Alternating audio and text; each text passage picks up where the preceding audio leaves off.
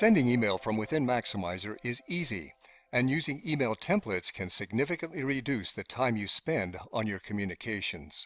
We begin by going to Preferences, selecting Other Preferences, and then clicking on the Email tab to set up our email management. There are several boxes in here I want to make sure that you know to check. The first one is this one, Save Copy of Message to Entries Documents. When you send email from within Maximizer, it does not cycle through the Outlook sent box or any other email client. In order to have a copy of the email message as you sent it, you have to tell Maximizer to save a copy of it.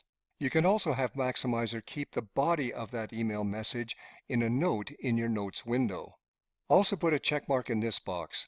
When sending email to multiple entries, set the default as separately. This means that if you're sending the same email out to 30 people, none of them will see each other's email address. Instead, it will appear to them as if you have sent a separate email to them personally.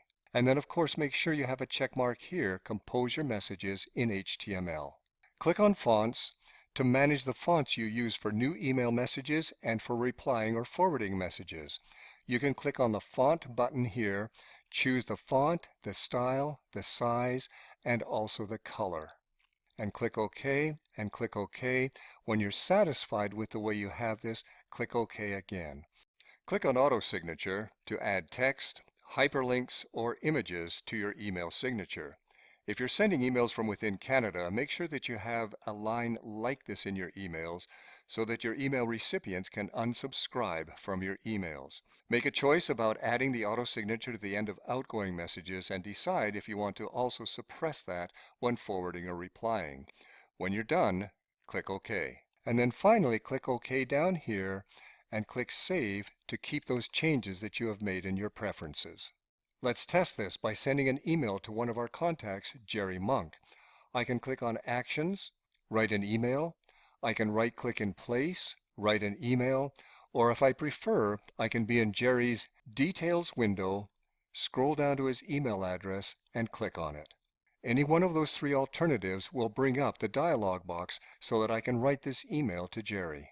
I enter the subject for the email and any text that I want. I add any attachments that I want to by browsing. I click Attach, I click Close. I check to make sure that I've made the correct selection of the type of email I'm sending so that I am complying with the CASL or Canadian anti-spam legislation requirements. And those, by the way, are discussed in terms of how to set them up and use them in the user administration video. And when I'm satisfied with my email, I press Send. I can go over to Jerry's Documents window, do a refresh if necessary, and review the email as I sent it. In order to create and work with email templates, you or your system administrator will have to go to Administration and Administrator and ensure that the user, in this case Lou Jones, has the rights to actually be able to create email templates. So again, we'll go over to Jerry's Details window, scroll down to his email address, click on it in order to get this dialog box where we can create an email template. We begin by removing Jerry's name. No particular reason except that I would rather not accidentally send an email to him while I'm in the process of preparing this template. Let's make this a template for sending a response to people who visited our booth at a conference. We begin by, in the subject line, saying something like info from the, and now what I have to do is use my merge field icon, begin to type in the user-defined field I want. Let's Maximizer search for it, and there it is. This is a table field. It's a single value table field, and I've tagged each of my entries with the correct value for the last conference they attended. I'm going to personalize the body text of the email by saying hi, going to my merge field again, and this time under basic fields I'll pick the first name. It's selected. I'll click OK to enter it there. Then I'll say something like thanks for visiting us at our booth at the, and once again I'm going to go over here, type up here conference, let Maximizer find the user-defined field for me, select it, click OK, and add it into my email. I save this as an email template by clicking on this template icon, clicking Add, and giving this email template a name. And I'll click OK. And I realize I'm going to want to modify that right away, so I click on Properties, full access to myself so I can control it, but access to the public so anybody in the office can use it. And I click Close. And that's it. What I'm going to do now is close this email dialog box and make a selection of people to whom I'd like to send a group email. Before I do that, however, there's one more important thing I'm going to do. I'm going to go to View, Column Setup.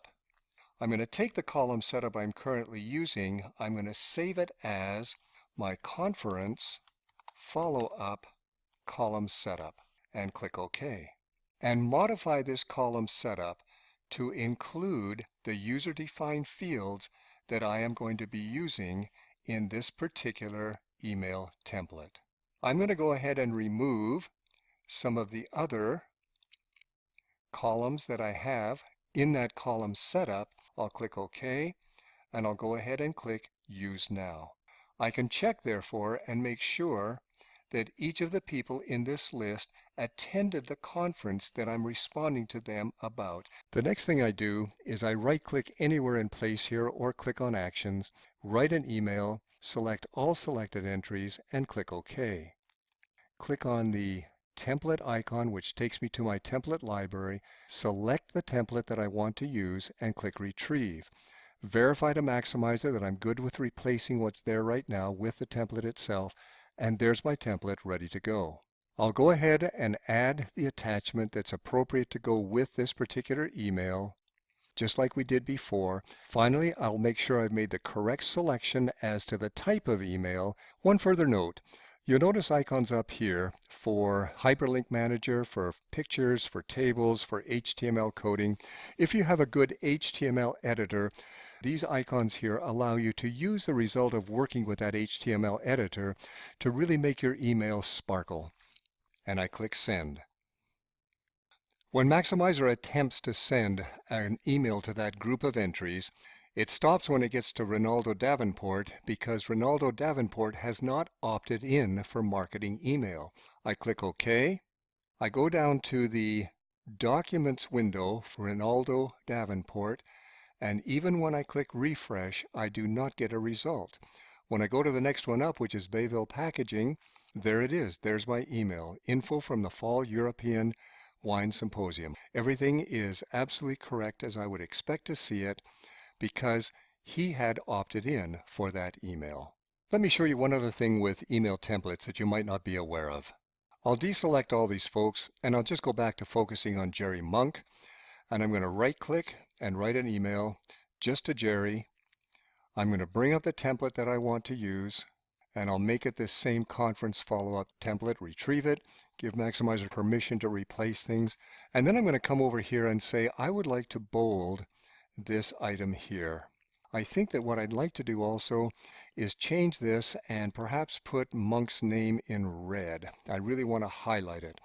So I do this, I click Send, Maximizer sends the email, and when I click on Jerry's Documents window and do a refresh, here's the most recent email that I sent to him, and you'll notice two things. The Fall European Wine Symposium is correctly bolded, but over here his name only appears as first name.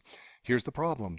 On this side here, when I've decided to bold this particular user-defined field, I included the brackets on either side of the field name. So Maximizer went and found the value for that user-defined field and then bolded the result.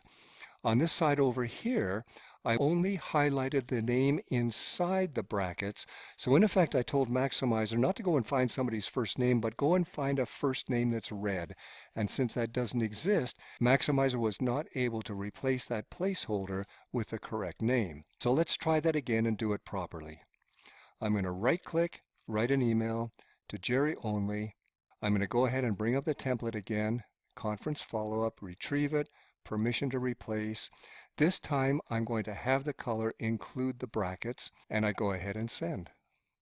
This time when I go to Jerry's Documents and do a refresh and pull up the most recent email, his name is correctly done, Hi Jerry, and Jerry's in red, just as the Fall European Wine Symposium user-defined field is in bold. If you want to simplify your repetitive email work, this is the way to do it. Bye for now.